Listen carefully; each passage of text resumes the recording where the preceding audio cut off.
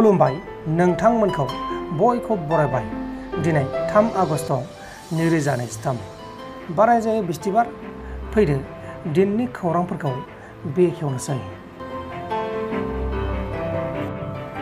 मोनसे सोमोनांथाव जाथाय अन्थाइ बल्डारनि गेजेराव नांथानानै अबथिरायै जिउ गोमाबाय।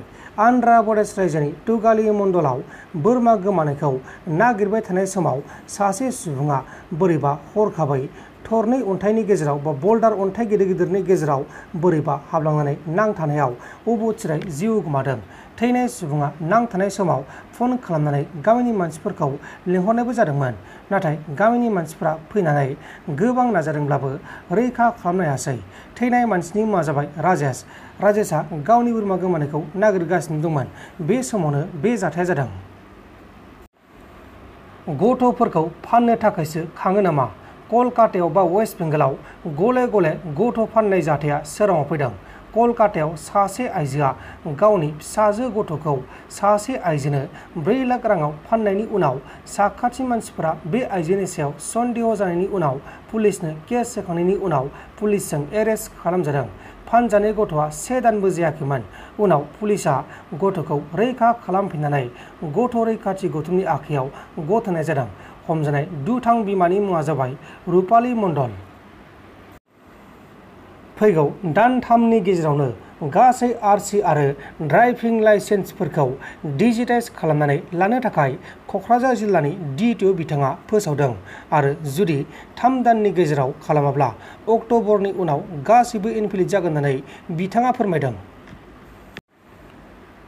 बर' हारिनि माखासे आइजोफोरा गले गले निउज मिडियाफ्राव बुंबाय थाब्लाबो बाथ्राखौ मानिया।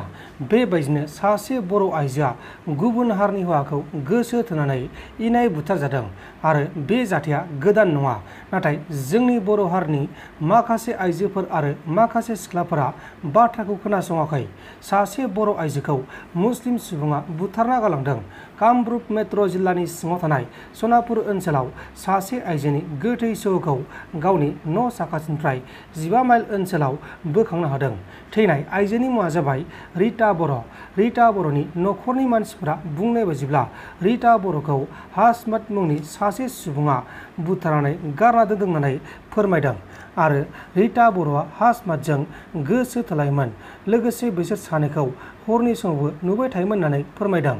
बे समाव सन्देह खालामजानाय हासमातआ खारखोमानानै दङ आरो पुलिसआ बेखौ हमनो थाखाय नागिरगासिनो दङ।